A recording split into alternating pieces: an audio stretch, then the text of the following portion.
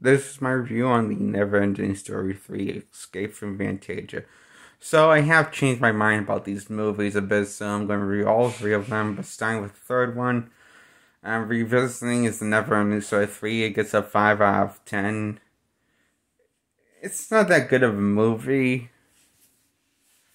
It's kind of a pointless movie, but it's fine to watch. As a movie as a whole, as far as movies go. And that's why it's 5 out of 10. It's kind of pointless to make a third one, especially when the sequel wraps things up so nicely in a little bow. And yeah, the third one is just a pointless movie to make.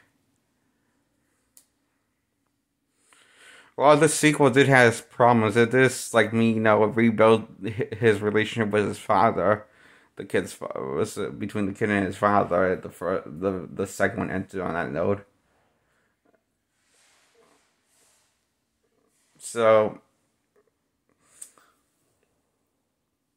I'm not really sure what the point of this one is and what the main character needs to overcome.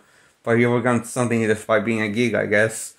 And by being weird and outcast, I guess, somehow. And yeah, it's one of those movies. And the main villains, they have to defeat the nasties that's led by Jack Black and his crew of idiots. They're troublemakers, they're the bad guys, and then they get turned to nerds like stereotypes at the end. But don't think like nerds, these act like nerds and dress like nerds now. And it's weird. But again, I'm thinking the whole franchise is weird, but so is this movie weird, especially this one. And,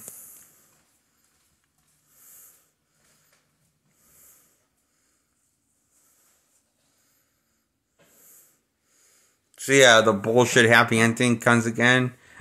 And, we get, the rock monster and his pest of a child riding a motorcycle with the rock monster and singing Born to be Wild. A really, really disturbing cover of that song. It amazes because the designs of the rock creatures look like shit and creepy. In a creepy way of shit. And,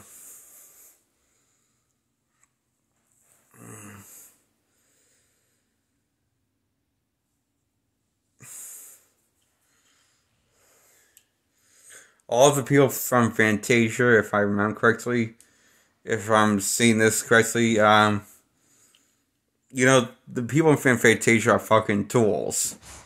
And the only one that has common sense is the main character, but he's not allowed to use common sense in the plot because the plot says so. Because the Queen's Fantasia said so. Okay.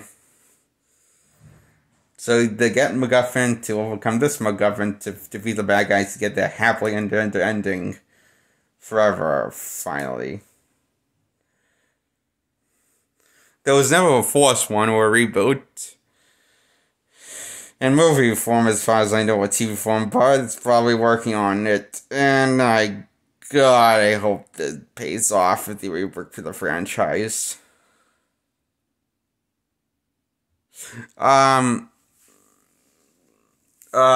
This movie is not the best note to go end your franchise on. It's more of a bittersweet ending. Even though it ends on a happy note, it's more of a bittersweet ending revelation is to this film. After you first watch the first two ones, and then, we watch the third one, this one's a bittersweet ending. You really should be calling it comes up with this movie.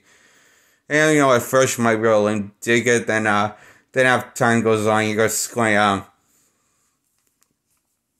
after a few hours or a few minutes, you're going to realize,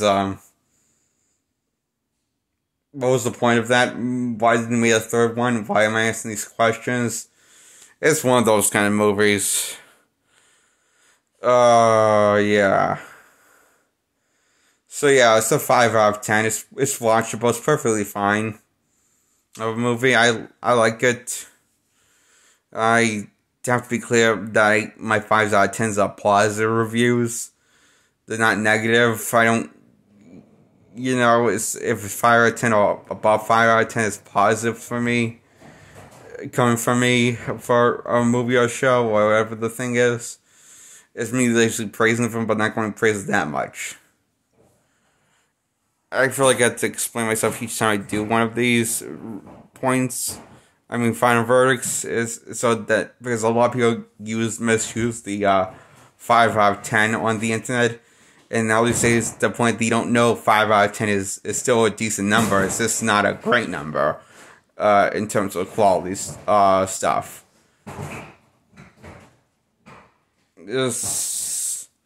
Yeah, I don't understand people. Yeah, goodbye. Subscribe to my channel, like this video. Please.